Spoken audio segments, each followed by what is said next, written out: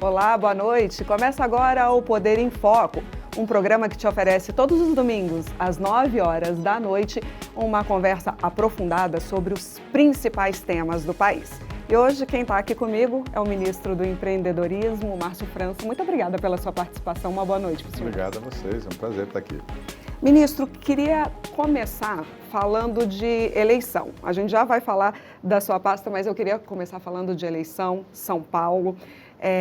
Eu sei que o senhor falou recentemente com o vice-presidente Geraldo Alckmin, que disse para o senhor que o cargo dele vai ser vice-presidente do Lula em 27, é isso, né? Ele não está querendo disputar. Como é que vai ser isso? Claro que a gente sempre tem que consultar os universitários, que é o povo, né? O povo é que decide, mas o presidente, o doutor Geraldo, não tem mais a intenção de disputar São Paulo, nem governo, nem Senado. Ele já foi governador, é o governador que teve mais tempo no governo de São Paulo.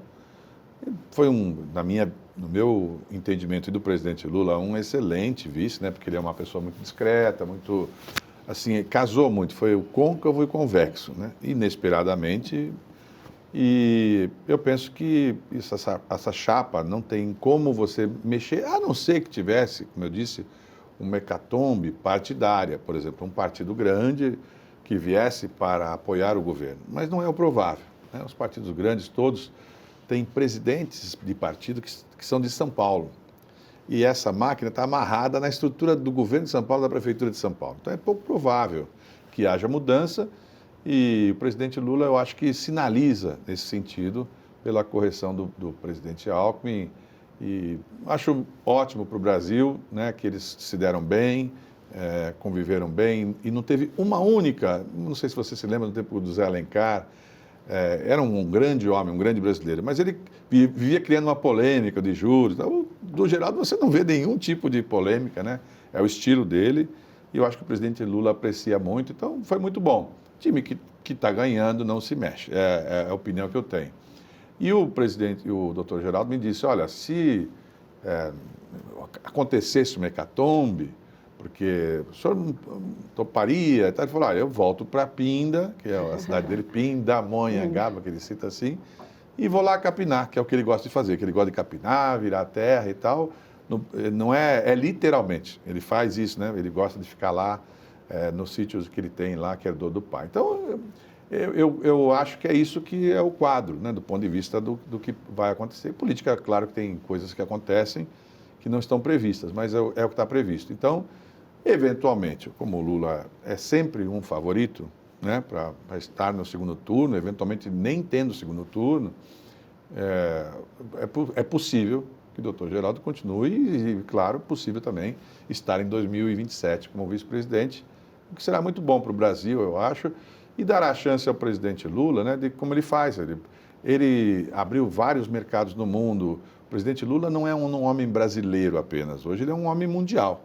Eu tive com o doutor Geraldo Alckmin na China e nós fizemos uma reunião com o presidente Xi Jinping, com todos os ministros dele e os nossos. E ele comentou na hora da fala, e ele disse, o presidente do seu país, para o Alckmin, né, é um dos homens que eu mais admiro do mundo.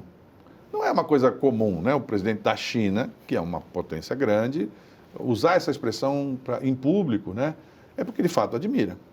O Lula hoje, assim, em qualquer país que ele vá, é sempre uma pessoa reverenciada. Não só por ser presidente, mas pelo histórico, da onde ele veio, para onde ele foi, como ele foi uma trajetória de vida, a resiliência, a resistência, a paciência, né? Veja, é muito difícil você ter tudo isso junto e ter 80 anos. A gente, às vezes, eu com 60, já penso duas vezes, né? Carnaval, não sei se eu vou, né? Então, é normal, é muito impactante para todo mundo. E eu acho que o presidente Lula tem esse respeito mundial. E nessa hora, você acaba não conseguindo ficar só nas coisas do Brasil. Porque você vê que a gente não consegue viver só no Brasil. As coisas em volta também influenciam a gente. Negócio de Venezuela, não sei quem, petróleo. Então, muitas vezes o Lula é chamado, é convocado para coisas... taxação.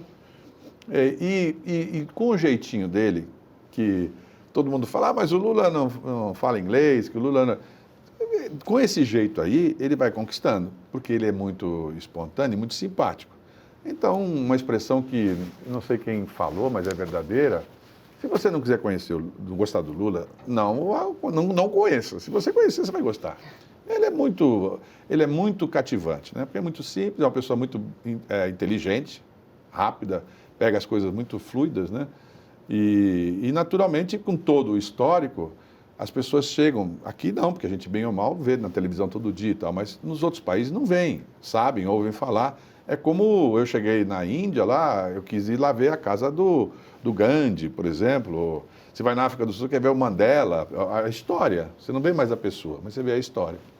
Agora, diante dessa disputa que se abre, então, em São Paulo, o senhor é uma pessoa que está há 40 anos na política, 40. respirando a política de São Paulo, principalmente. Sim. Abre também um espaço, um caminho para o senhor. Eu sei que o senhor vai ter também dificuldades, não, mas o senhor vai ter que conversar com outras pessoas. Por exemplo, a gente tem Fernando Haddad, que também já falou que não vai, mas a gente não sabe. A gente tem a Simone Tebet, que talvez sairia por São Paulo. Mas o senhor é de São Paulo, o senhor não teria, inclusive, nem a crítica que a ministra Simone hoje teria de não ser de São Paulo. Esse abre um espaço aí para o senhor, e o senhor teria apoio do presidente Lula? O senhor conversou com ele sobre isso? Conversei. Nós tivemos algumas vezes, mais assim, sobre política, né, com o nosso presidente, o prefeito João Campos, com a Gleice, enfim, o próprio Geraldo Alckmin, né? Mas, assim, as conversas do ano passado são do ano passado, né? Ele sabe da minha vontade, porque, além de tudo, eu fui governador, né? Então, é uma coisa... Eu conheço detalhes de São Paulo importantes, né?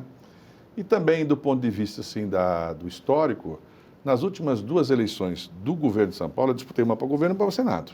Nas 2 eu tive 30 milhões de votos, né? Então, não é uma coisa... Na que eu perdi para o Dória, eu perdi por 1 e pouquinhos por cento, né?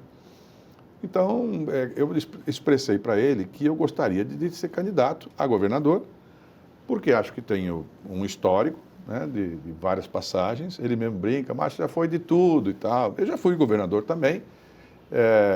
E também, ao mesmo tempo, eu digo a ele, olha, presidente, claro, antes de surgirem todas essas hipóteses, antes de começar a falar, a primeira pessoa que eu fui procurar foi o Haddad, né? A gente, às vezes, viaja junto. E eu perguntei para ele, ele me falou, eu não vou em nenhuma hipótese, para o governo não vou... Aliás, eu não vou nem ser candidato, né?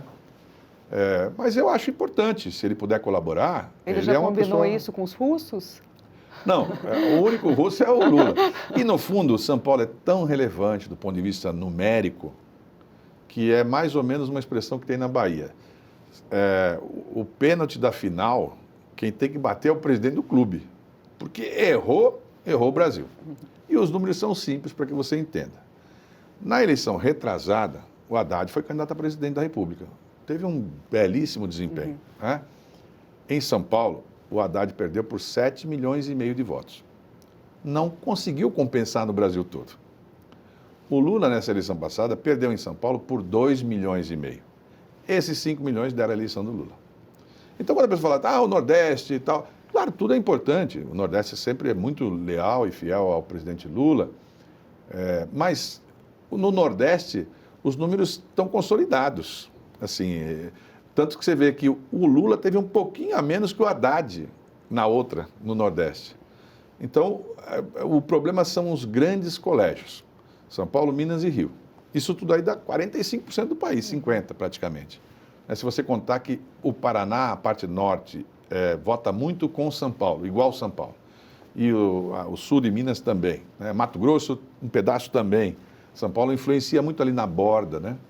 Então, a eleição de São Paulo é sempre a eleição decisiva. Porque se você perder em São Paulo por 7 milhões, significa dizer que você tem que tirar esses 7 milhões de outros lugares. Aí você não consegue, somando tudo. São Paulo sozinho dá mais ou menos os eleitores líquidos do sul, centro-oeste e norte juntos. Um estado. Então, é claro que ali é uma coisa meio decisiva. E eu, sinceramente, adoraria disputar uma eleição com o Tarcísio. Eu adoraria, Porque nós somos, assim, pessoas... Ele é um rapaz, evidentemente, educado e tal, é uma pessoa diferente do Bolsonaro, que é uma pessoa mais dura, né? Mas ele é uma grande incógnita, né? Mas, enfim, ninguém conhece muito bem São Paulo. Eu falo para você que está lá, paulista agora, pergunta para todo mundo no SBT se alguém sabe quantos filhos tem Tarcísio, qual é o nome da mulher do Tarcísio. Ninguém sabe, entendeu? Para São Paulo, ele era uma novidade absoluta, né? Ele ganhou a eleição 100%, não é 99%, ele ganhou a eleição 100% devendo ao Bolsonaro. E aí eu pergunto para as pessoas, por que o Bolsonaro e a família do Bolsonaro não apoiam o Tarcísio? Alguma coisa tem aí, né? Porque, no fundo, ele não tem segurança. Ele é menor do que a cadeira do governo de São Paulo, na minha opinião, né? Então, ele fica na dúvida. E aí, na campanha passada, ele disputou contra o Haddad e contra o Rodrigo Garcia. Eram os dois grandes favoritos. Eles queriam para o segundo turno. Inclusive, ficaram brigando lá por conta desse segundo turno. E eu não sei se você conhece o Rodrigo, o Haddad você conhece. O Rodrigo é um rapaz, assim, educado, conhece muito São Paulo, mas eles têm um perfil físico muito parecido. São dois moços altos, assim, bonitos e tal, e super educados. Então, os debates foram levíssimos. Não teve debate duro. Se você voltar 4 anos atrás e olhar os debates meu com o Dória, você vai ver que assim, é da medalha para baixo, né? Então a pessoa tem que estar preparada para enfrentar isso. Eu gostaria, mas evidentemente que essa decisão é do presidente Lula, porque nós fazemos parte de um governo só e provavelmente todos os partidos que apoiam o presidente Lula vão estar com um candidato só, né? Porque é para otimizar, digamos assim, as forças em São Paulo. E claro também que o governador, se o Tarcísio, porque o Tarcísio não quer ser governador, ele quer se mandar de lá, porque ele não tem apego pelo Estado, ele tem apartamento aqui em Brasília, ali na Zona Oeste, né, um prédio bonito, e de verdade é onde ele gosta mesmo, né? Ele me falou isso pessoalmente, aqui quando eu era ministro de Portos, e eu acho que, digamos, é a praia dele, ele se sente aqui confortável, ele é funcionário aqui, tá? Então ele se sente confortável aqui. E agora, se ele tiver que ser governador, ele foi para os Estados Unidos agora para tentar não ser. Mas se ele tiver que ser governador, ele vai enfrentar uma coisa mais dura. E aí o presidente tem que avaliar, né? É evidente, por exemplo, a ministra que você falou, a Simone, que é a última, digamos assim, a bola da vez desse momento, né? Porque é uma moça espetacular, preparadíssima, né? Já foi prefeita, foi senadora, tem uma experiência, foi uma grande ministra.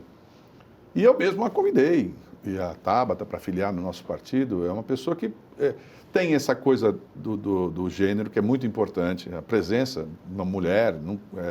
São Paulo nunca teve uma governadora mulher, né? Então, por exemplo, na minha casa eu tenho dificuldade de tirar um voto de uma mulher com a minha mulher, porque ela quer votar em mulher, né? Então, é normal essa coisa, e eu acho bom também que ela coloque um nome à disposição, mas tem que fazer mudanças difíceis, né? Sair de um estado e ir para outro é sempre uma polêmica, porque se você for, não volta. É difícil você recuperar o que você tirou, porque a pessoa do seu estado não entende direito isso, né? Tem que mudar de partido.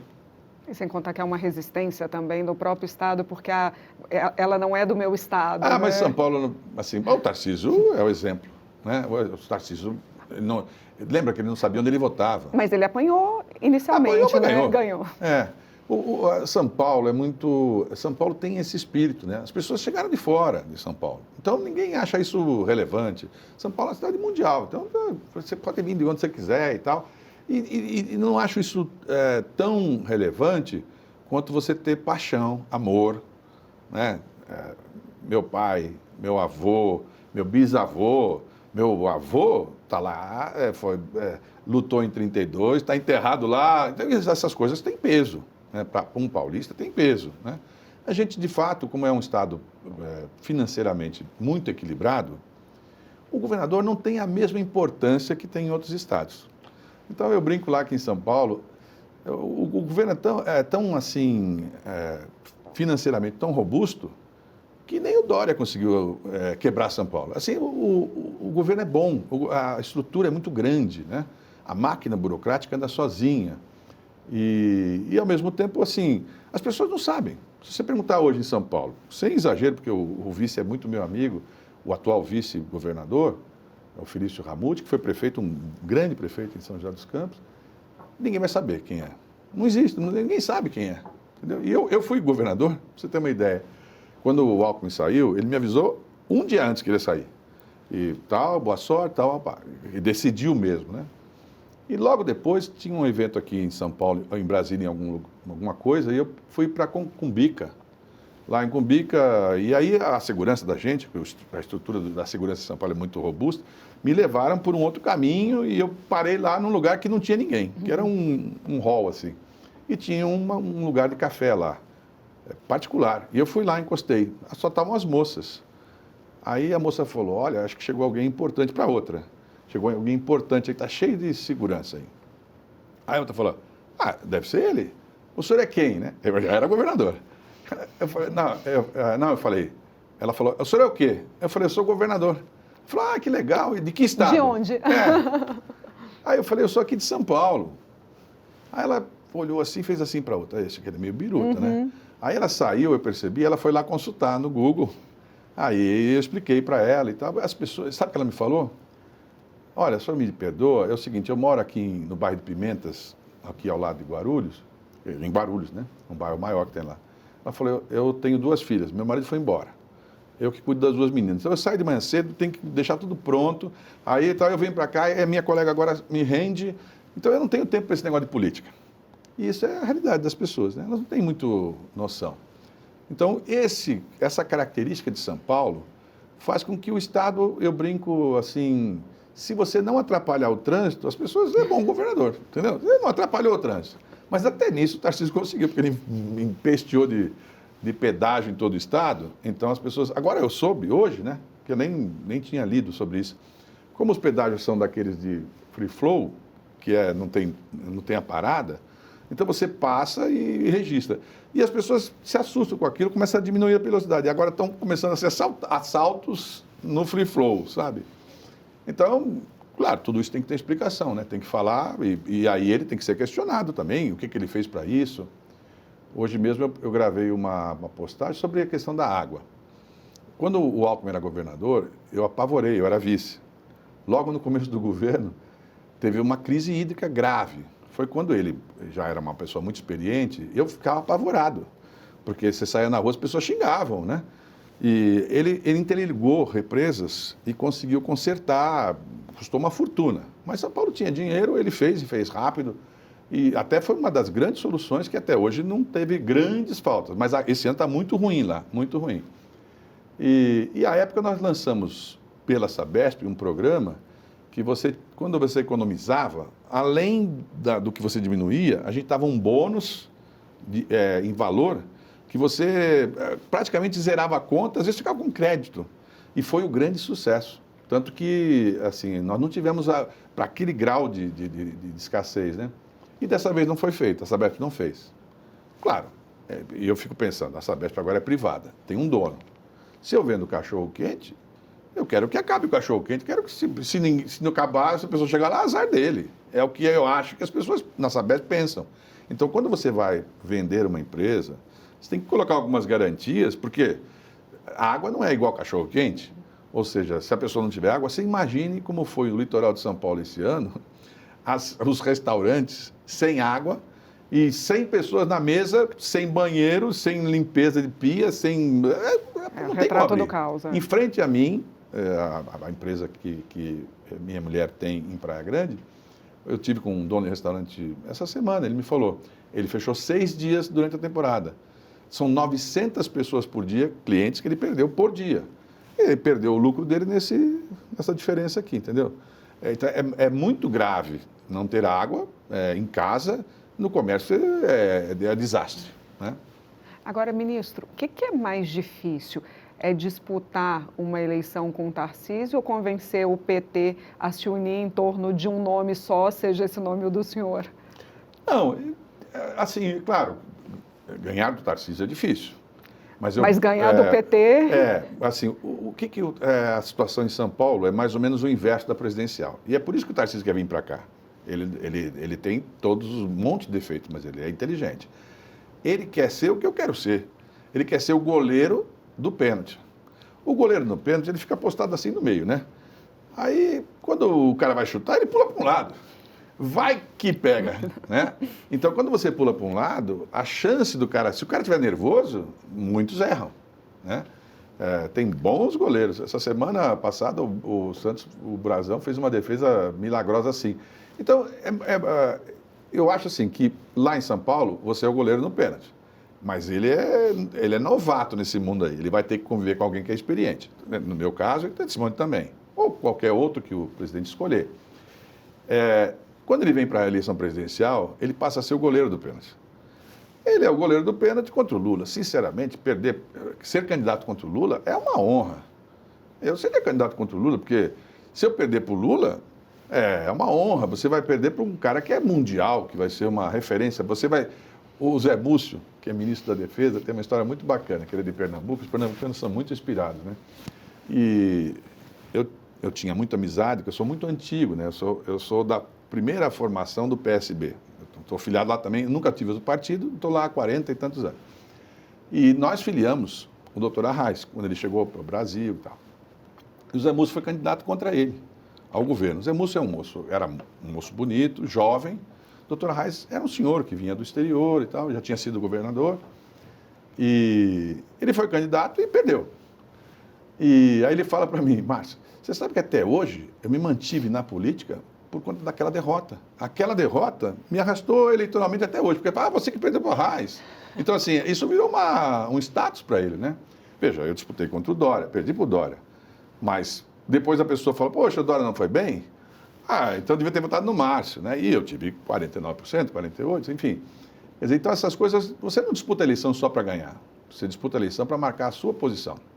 Muitos amigos me diziam na época, porque eu tenho muito apoio de policiais, em São Paulo, 70% dos policiais votam em mim, né? Servidor público, de maneira geral. E aí eles falam, fala Bolsonaro que você ganha. Eu não vou falar. Eu não tenho convicção, não vou falar, entendeu? Então eu não falo. E aí vai perder. Então eu perco, fazer o quê, né? Você não disputa só para ganhar. O Lula mesmo perdeu, acho que 4 eleições antes de ganhar. Ele sempre fala isso. Então você disputa por uma decisão de que você expõe as suas ideias. O sujeito tem que ser melhor que você e aí o povo decide. É isso que...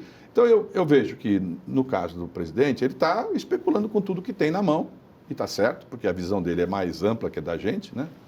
E no final a decisão é dele. Agora, eu coloquei meu nome à disposição, doutor Geraldo Alckmin, e meu partido em São Paulo é um partido que eu estou há muitos anos, evidentemente eu tenho influência, mas nós não seremos empecilho para nada. Eu conversei com todos os deputados do PT, praticamente federais, né? Conversei com a Haddad, conversei com muita gente do PT, importantes, Zé Disseu e tal. Até então, não é que eles achassem maravilhoso, evidente, eles preferem que fosse alguém do PT. Mas em não tendo, porque as pessoas falam que o PT é difícil. Mas o PT apoiou o Boulos. Então, não é mais o mesmo PT de antigamente. Eles sabem hoje que tem que fazer composições, em especial nos lugares mais difíceis. E onde é que estão os lugares mais difíceis? Porque gritar Palmeiras no meio da torcida do Palmeiras é fácil. Eu quero ver gritar Lula em Santa Catarina, né? Lula no interior de São Paulo, Lula no Paraná. Lá é mais difícil. Então, quanto mais você conhecer, melhor você grita. E você não precisa virar todo mundo. Você tem que virar um pedacinho. Né? Na verdade, a eleição, no final, lá na ponta, você faz todo o esforço para virar 2%, 1%. Com 2% eu era governador, tinha mudado tudo, a minha história e tal. Então, assim, esse é o quadro. E o presidente Lula, mais do que ninguém, conhece o quadro. Ministro, o senhor falou que a gente não precisa virar todo mundo, mas vira um pedacinho. O senhor tem um pedacinho importante nas mãos hoje. O senhor comanda o Ministério do Empreendedorismo e essas pessoas que estão empreendendo e que, de certa forma, é um público mais novo no empreendedorismo, é um pessoal também que muitas vezes não vota na direita ou na esquerda por conta de ideologia, mas por conta de salvar a própria pele. O senhor tem uma influência importante aí, né? Você pegou assim o ponto fulcral, né, o ponto principal, na minha visão, e eu nem tinha essa visão. Eu só tive porque o presidente Lula criou esse ministério, me deslocou para lá, eu era de Portos e Aeroportos, ele me deslocou, e aí eu fui entender o mecanismo, e logo depois veio a eleição do Trump. e o Trump ganhou nesse assunto, né? Você tem que se dar bem, empreenda, cresça. Eu não quero saber se você é mexicano, hondurenho, brasileiro. Você pode ser o que quiser. Se você for rico, tá bom. Se você ganhar dinheiro, se você... Entendeu? Ele não... Então, essa conversa dele, do Trump, foi a mesma que usou em São Paulo o Pablo Marçal. Paulo Marçal. Não, é Pablo, né? Pablo Marçal. Então, assim, o Pablo Marçal, eu fiz campanha com a Tabata, eu vi os jovens de moto entregando e tal, todo mundo, Marçal, Marçal. A conversa é a mesma, é assim, por que aconteceu isso? Na minha visão, né? Um jovem, ele depois da pandemia, em especial, todo mundo ficou muito, assim, viu que acontecem coisas que não dependem da gente. A gente ficou 2 anos, assim, meio que reclusos, né? Então, o tempo passou a ser o principal componente da vida da pessoa. Eu quero mais o tempo do que o resto, entendeu? Então, ninguém, ou muita gente tem dificuldade hoje de, assim, eu entro às 8, saio às 12, saio às 12. Então, ter a liberdade do seu tempo, em especial as mulheres. Porque, normalmente, as mulheres querem tentar conciliar, e conseguem, né? Porque são múltiplas, elas conseguem conciliar empregos e casa, filhos, que, via de regra, ficam mais na função da mulher. Então, assim, como é que ela faz para poder ter um horário fixo? Ela não faz. Então, aí não dá. Então, essas conciliações de horário levaram as pessoas a olhar também para os pais e para as mães deles. Eles olham assim e falam, poxa, meu pai trabalhou a vida inteira com horário, minha mãe também com horário. Agora estão aqui aposentados, um ganha um salário mínimo, outro um salário mínimo. É sempre apertado. 2 salários é apertado. Eu não quero isso. Eu quero uma coisa, eu vou tentar. E esse tentar é o quê? Empreender. Aí o sujeito, ele deduz o seguinte, se eu comprar uma moto, ou se eu alugar uma moto, poucas pessoas sabem, a maioria das pessoas que entrega coisas pra gente todos os dias, dos programas aí, eles não são os donos da moto, eles alugam a moto. Como também o dos aplicativos. Então, é uma vida puxada. Às vezes o cara trabalha 14 horas por dia, 15, sábado, domingo, feriado, entendeu? Mas ele se sente o dono do negócio também, e de fato ele é o dono. Então, isso levou 65% dos brasileiros a falar hoje, quando você pergunta numa sala de aula, o que você quer ser? Eu quero empreender, eu quero ter o meu negócio. Eu tenho um depoimento recente, lindo, que eu vi em Ribeirão Preto, de uma menina, acho que ela tem 13 anos, 12, não, acho que é menor ainda, 9 anos. E ela veio para mim, a senhora é o ministro do empreendedorismo, né? A postura dela. E ela falou, olha, eu quero dizer para o senhor o seguinte, aos 8 anos eu ganhei da minha mãe umas miçangas e eu comecei a produzir pulseiras e colares e tal. Hoje eu vendo para 4 lojas, eu sou uma empreendedora e eu queria lhe pedir que o senhor colocasse financiamento para a gente, porque eu não tenho acesso ao financiamento, olha só. E tem mais, eu quero que o senhor fale, eu até falei para o Camilo, eu quero que o senhor fale para o ministro da Educação que ele devia colocar empreendedorismo na grade escolar. Porque eu vou para a minha sala de aula, sabe o que todo mundo, meus amigos, falam?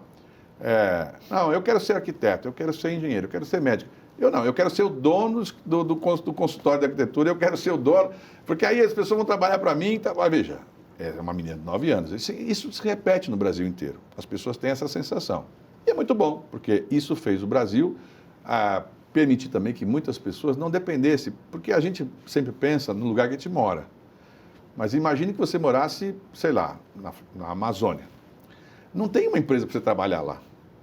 Então, ou você se vira com o que você tem, e aí, qual é a solução? Empreender, né? Então, no Brasil, a gente está, assim, são recordes em cima do recorde. E aí, calhou com o presidente da República, o Lula tem um mérito, assim, impressionante.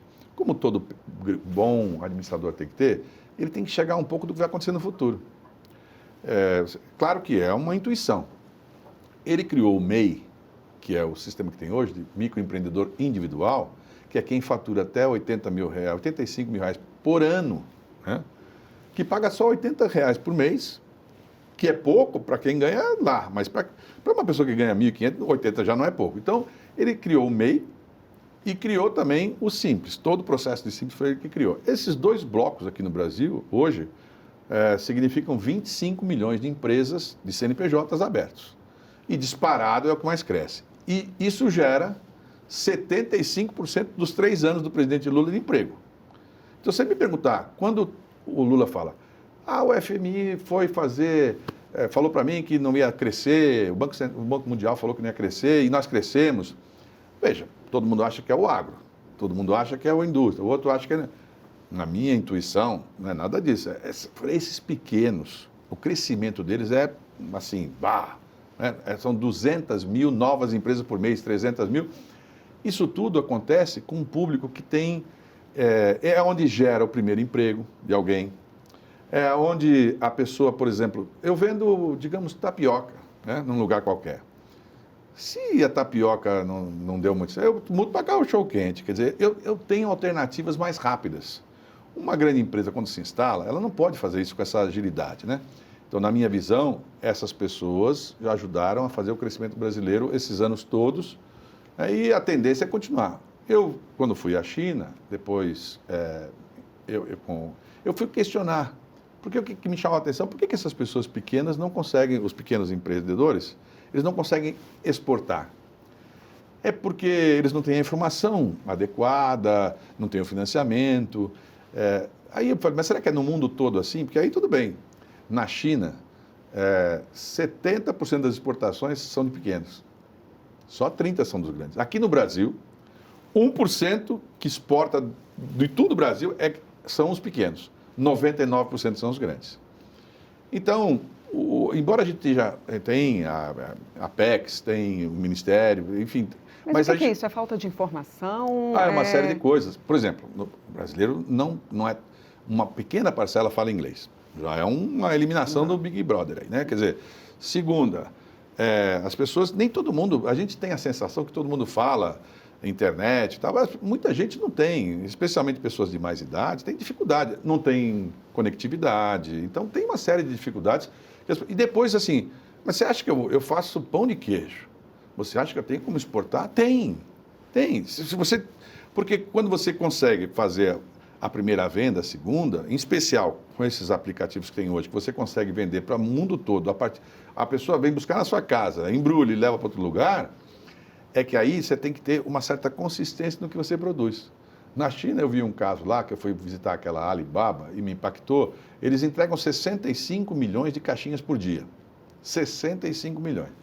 E aí, eu falei, tem brasileiro? Aí tinha as marcas grandes, mas me chamou a atenção mel. Aí eu falou, virou uma febre no Brasil, mel do Brasil, na China, com produtos naturais. O chinês está muito nessa vibe, vamos dizer assim.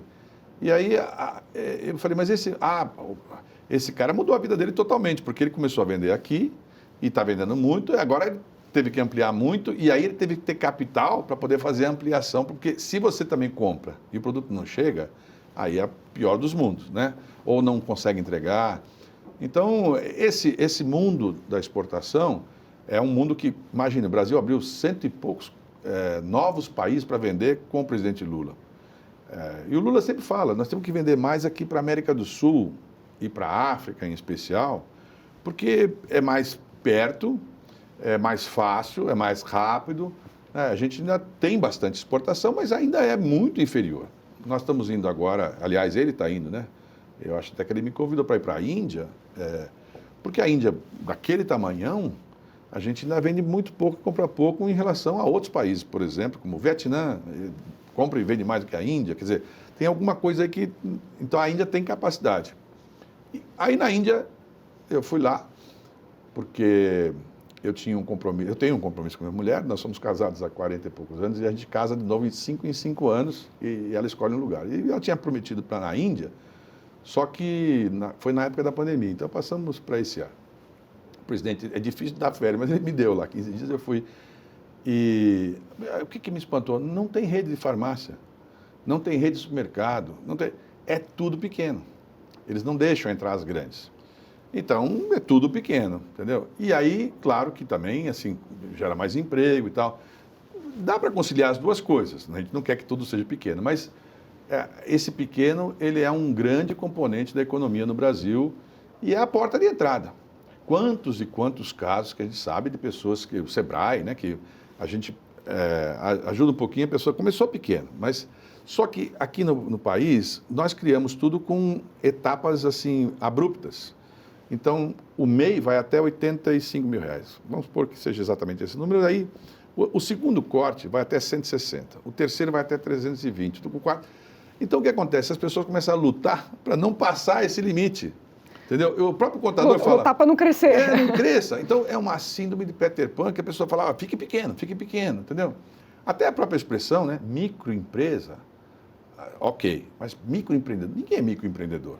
Porque eu não quero ser, você não quer ser microjornalista, eu não quero ser micro alguma coisa, micro político, né?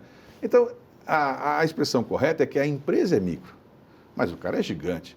Uma mulher que numa comunidade faz bolo e entrega para fora e sobrevive e mantém 2 crianças porque o pai foi embora, ela não é micro nada, ela é uma gigante, né? É maravilhosa que consegue sobreviver daquilo que são os instrumentos que ela tem ali. E aí eu comentava com você antes, porque sendo justo e a César o que é de César, o ministro Wellington da Ação Social me pediu, porque a gente gerencia no Ministério um fundo bem grande, que chama FGO, junto com a Fazenda, com a Haddad, que é um fundo que se retroalimenta do próprio dinheiro que sai, ele é pago de volta e tal, para pequenos empreenderem. Vai até o simples, né? Até o limite de simples. Existia o Pronamp, que é 6% de juros mais Selic, então... É um dinheiro muito mais barato que o mercado, mas não é um dinheiro assim, facinho, né? Aí nós criamos um outro, que é o Procred 360, que é um dinheiro que vai só para quem fatura até 360, que aí é 5 mais Selic. E como é que essas pessoas têm dificuldade? Porque elas não têm garantia. Aí a garantia é o governo. Nós fizemos no ano passado 700 mil contratos para essas pessoas, ofertando recurso via bancos, todos os bancos particulares, Banco do Brasil, Caixa e tal. E a pessoa pega o dinheiro, paga desse jeito, tem uma carência. Se for mulher, no caso desses 2 programas, porque o homem pode levantar até 30% do faturado, no Procred 360, a mulher pode levantar até 50% do faturado. Então, o programa é redondo, mas tem Selic. E aí o Wellington falou, poxa, mas quem está lá no CAD único, que é o que eu administro, porque o Wellington cuida do Bolsa Família, tá? As pessoas têm vontade, mas elas não têm nem documento, elas não têm um CNPJ.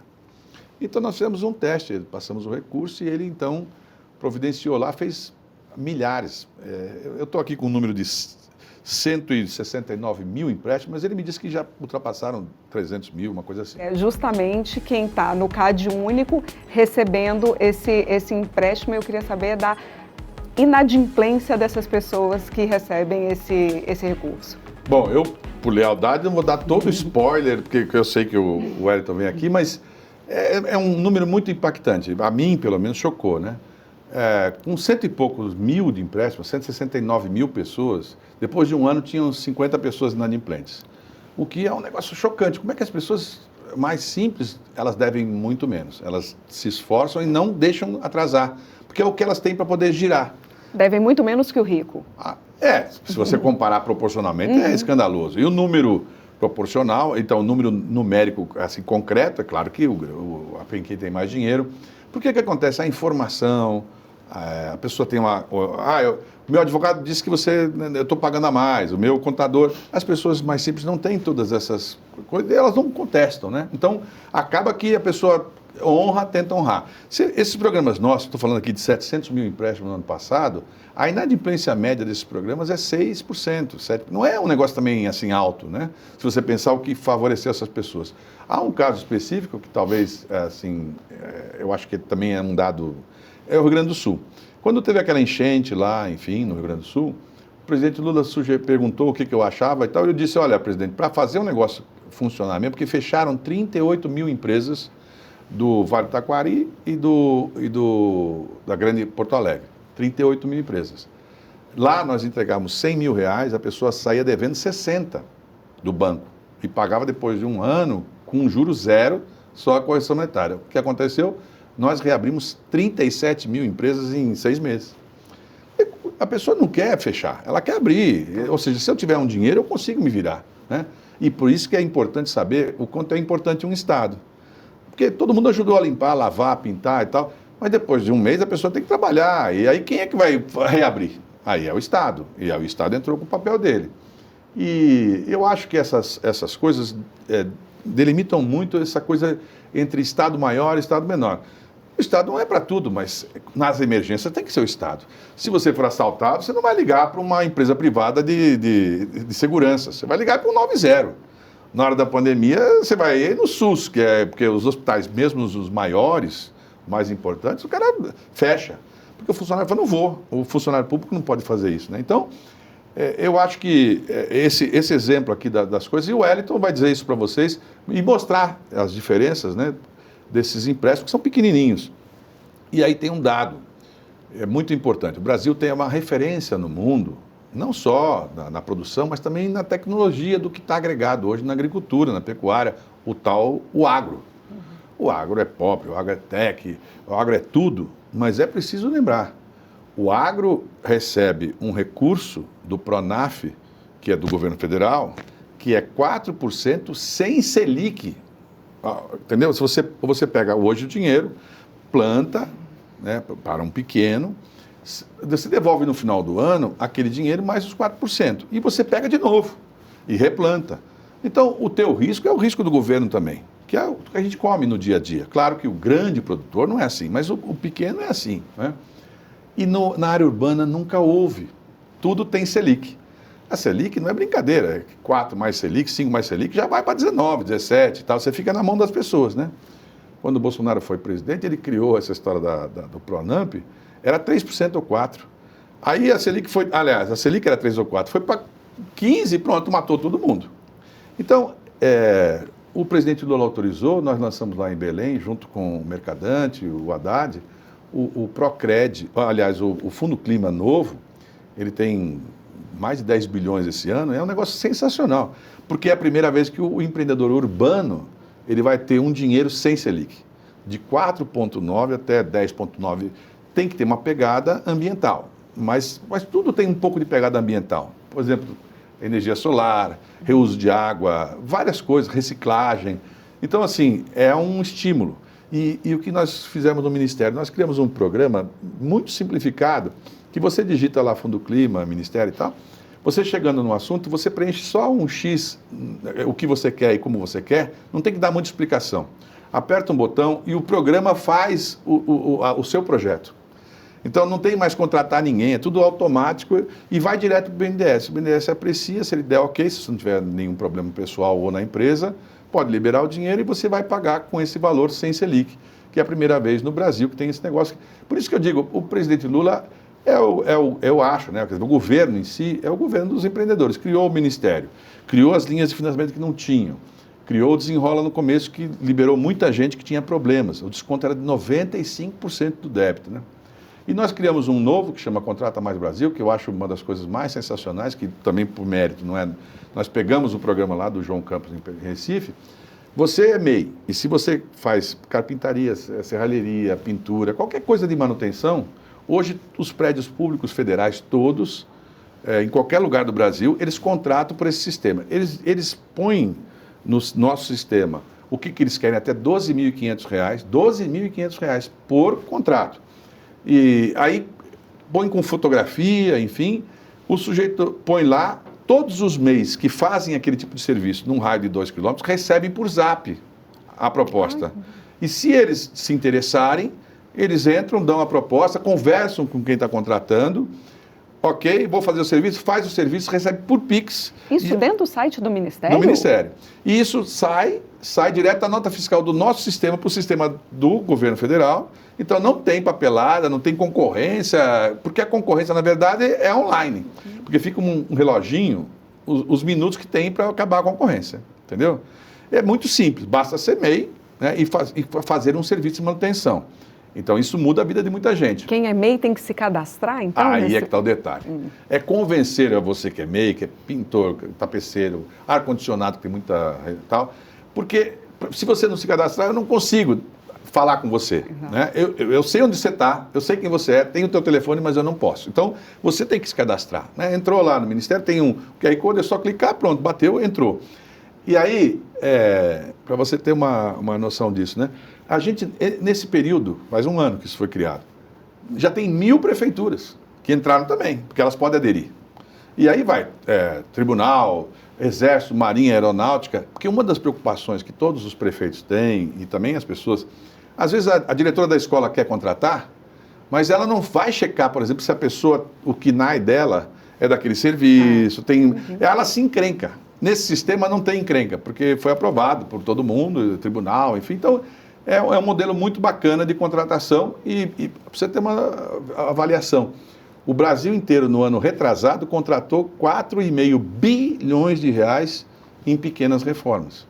Então, você imagina isso esparramar, né? Porque aí, outra coisa, o dinheiro circula na cidade, no seu povoado, porque fica ali, a pessoa que ganha 7 mil reais para arrumar vários ar-condicionados, ela acaba gastando dinheiro na própria cidade. Então, o dinheiro circula na própria cidade, né? Ministro, a gente se encaminha para o final, a gente tem 5 minutinhos e eu queria saber do senhor, olhando para frente agora, qual que é a principal reforma que o Brasil precisa para alavancar esse micro e pequeno empreendedor? Bom, a reforma está aprovada. É a reforma tributária, ela já foi aprovada e ela tem um componente importante. Ela facilita muito tudo do ponto de vista da celeridade, da simplicidade, da simplificação, né? Mas ela tem um problema, quer dizer, não é um problema, é uma constatação. É evidente que o ideal é que a pessoa cresça e que ela tenha orientação para crescer. Então, nós precisamos fazer com que essas pessoas sejam auxiliadas nessa transição.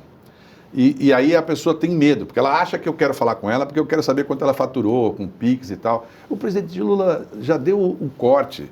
Até 5 mil reais, que é o que recebem as pessoas que não vão ter imposto, não tem imposto. Agora, nós pegamos casos de gente que é MEI, que teria que faturar 80, que fatura 800 mil por mês. Também não é justo. Na verdade, está sonegando. Então, é claro que ele tem que ser mudar de faixa, tem que ir para a faixa dele e pagar do jeito dele. A reforma vai eclodir, vai emergir um monte de coisa que não tem nota, que ninguém declara. Isso não, a gente quer copiar os caras que deram certo, nós temos que fazer um pouco igual. É cada um pagando um pouquinho, mas todo mundo tem que pagar na sua proporção. E quem está abaixo de 5 mil não vai pagar. É isso. Então, a reforma, nós temos que preparar as pessoas para isso. Porque muita gente não sabe, aí tem má informação, a pessoa fala, vai taxar o Pix. O Pix é igual a um cheque, o Pix é igual a outra. Ou seja, é claro que a gente tem a informação aqui de quem recebeu o Pix. É claro que tem um CPF e um CNPJ, ou um CPF e um CPF. Então é evidente que está no governo. Agora, paga o que é certo, que não vai ter problema. E eu entendo também que muitos empreendedores fizeram o que foi possível para sobreviver naquela outra realidade.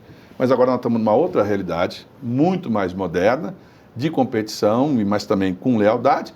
E assim, nós queremos orientar as pessoas, para não ter que punir ninguém. A gente quer que todo mundo cresça. Quando a pessoa cresce, porque nesse Contrata Mais Brasil, eu recebo muitos e-mails das pessoas que são favorecidas.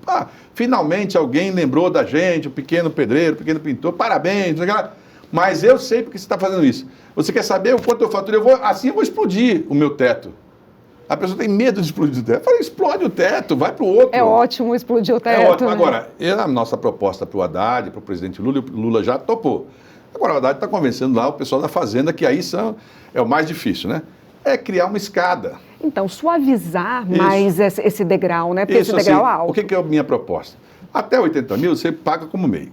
O que você faturou 1 ano, 2 a mais, você paga pela faixa de cima, igual faz com o imposto de renda. Sim, Aí você se habitua com a faixa de cima e aí você vai. Entendeu? Tem muita gente que está no Simples. Para você não fazer aquela transição tão forte, né? E assusta.